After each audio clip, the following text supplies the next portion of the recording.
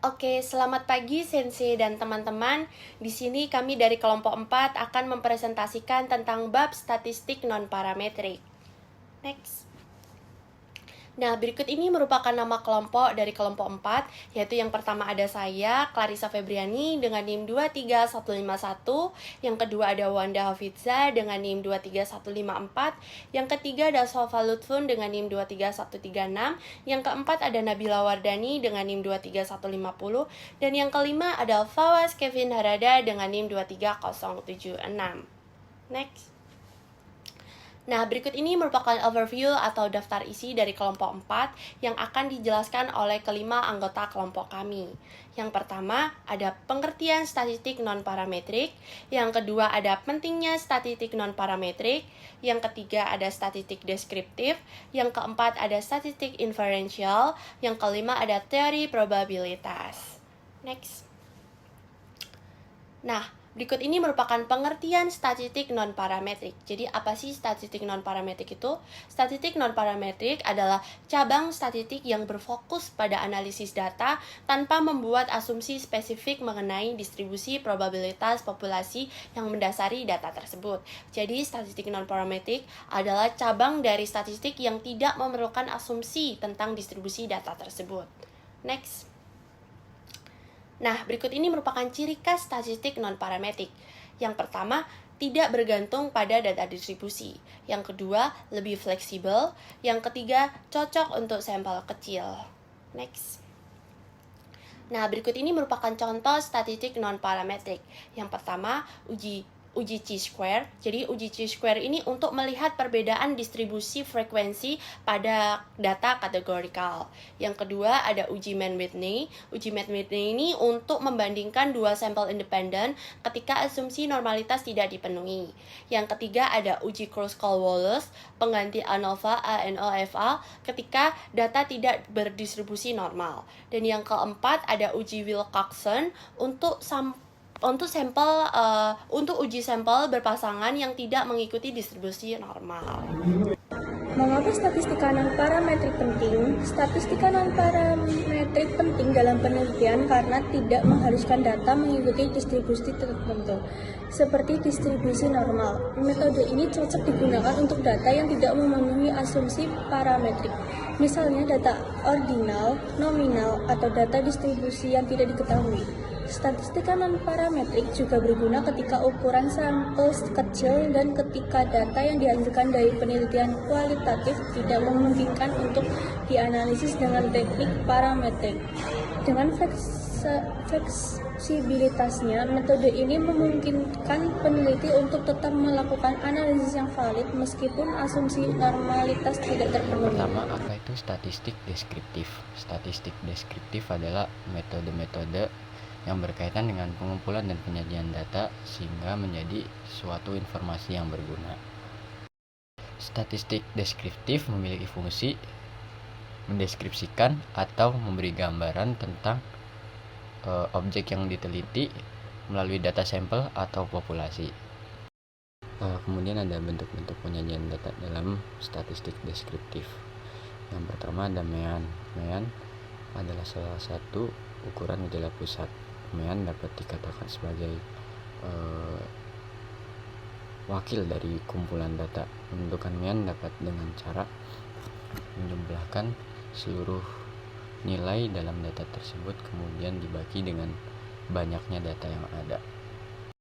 Kemudian dari bentuk-bentuk penyajian data dalam statistik deskriptif ada median. Apa sih itu median? Median adalah salah satu nilai tengah dari suatu kumpulan data. Bagaimana cara menentukannya? Yaitu dengan mengurutkan bilangan terkecil dari yang terkecil sampai yang terbesar. Kemudian kita lihat sendiri nilai tengah di data-data itu. Dan kemudian bentuk-bentuk penyajian data dalam statistik deskripsi yang ketiga adalah modus. Apa sih itu modus? Modus adalah data yang sering keluar di dalam suatu kumpulan data. Apa sih inferensial itu? Inferensial diambil dari kata inferensi, yaitu penarikan kesimpulan. Inferensial statistik adalah cabang statistik yang menarik kesimpulan dari sampel data. Nah, ini tuh digunakan untuk estimasi, pengujian hipotesis, dan regresi. 3 poin tersebut. Itu apa sih, Kak? Nah, di sini saya akan menjelaskan tentang 3 poin tersebut. Di PPT selanjutnya, estimasi parameter memungkinkan peneliti mengukur karakteristik seperti rata-rata dari sampel. Seperti untuk mengetahui rata-rata tinggi badan siswa pada kelas misalnya A, kalian mencari sampel acak dan digunakan untuk interval kepercayaan yang diterapkan. Yang selanjutnya ada pengujian hipotesis. Pengujian hipotesis ini melibatkan pengujian klaim tentang populasi dengan data sampel. Nah, di sini tuh biasanya pengujian hipotesis itu ini ada 2 sampel H0, hipotesis 0 dengan hipotesis yang pertama. Lalu kalian bisa bandingkan dengan mencari tahu rata-rata ada yang beda nggak sih dari 2 perbandingan tersebut. Nah, yang terakhir, poin terakhir nih, ada analisis regresi. Analisis regresi itu biasanya hasil akhir. Metode ini digunakan untuk memahami hubungan antara variabel. Misalnya, analisis regresi linear digunakan untuk memprediksi nilai variabel dependen berdasarkan satu atau lebih variabel dependen. Untuk materi inferensial cukup sampai sini. Selanjutnya ada teori probabilitas. Teori probabilitas adalah cabang matematika yang mempelajari kemungkinan terjadinya peristiwa. Dalam statistika, teori probabilitas digunakan untuk membuat inferensi dan prediksi berdasarkan data yang ada. Nah, teori probabilitas terbagi menjadi 4, yaitu peristiwa dan ruang sampel, probabilitas, probabilitas bersyarat, dan variabel acak. Sampel atau sample space kumpulan semua hasil yang mungkin dari suatu percobaan. Contohnya saat melempar dadu, ruang sampelnya adalah 1, 2, 3, 4, 5, dan 6. Dalam peristiwa dan ruang sampel ada juga yang namanya peristiwa atau event, subset dari ruang sampel. Contohnya menghasilkan angka genap, yaitu saat dilempar dadu yang dihasilkan angka genap yaitu 2, 4, dan juga 6. Pertama adalah teori probabilitas, yaitu mempunyai rumus jumlah hasil yang menguntungkan dibagi dengan jumlah total hasil. Yang kedua, probabilitas bersyarat. Salah satu contoh soalnya, jika ada sebuah dadu, apa probabilitas jumlahnya lebih dari 7 diberikan bahwa dadu pertama menunjukkan angka 4. Itu dapat dibuktikan dari ruang sampel kondisi 4,1, 4,2, 4,3, 4,4, 4,5, dan 4,7 yang jumlahnya lebih dari 7. Peristiwa B atau jumlah dari 7 yang terjadi hanya untuk 4,4, 4,5, dan 4,6. Maka probabilitas bersyaratnya adalah 3/6 sama dengan disederhanakan menjadi 1/2. Terakhir dari konsep dasar teori probabilitas adalah variabel acak. Apa itu variabel acak? Variabel acak adalah fungsi yang menghasilkan eksperimen acak dengan angka. Variabel acak dapat dibagi menjadi 2 kategori, yaitu discrete, yaitu mengambil nilai dari himpunan terhitung, seperti jumlah kepala dalam pelemparan koin.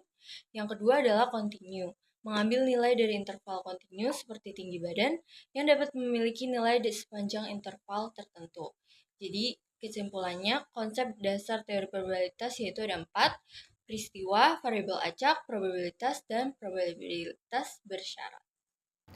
Nah, berikut ini merupakan beberapa contoh referensi yang telah kelompok kami ambil. Oke, cukup sekian presentasi dari kelompok 4.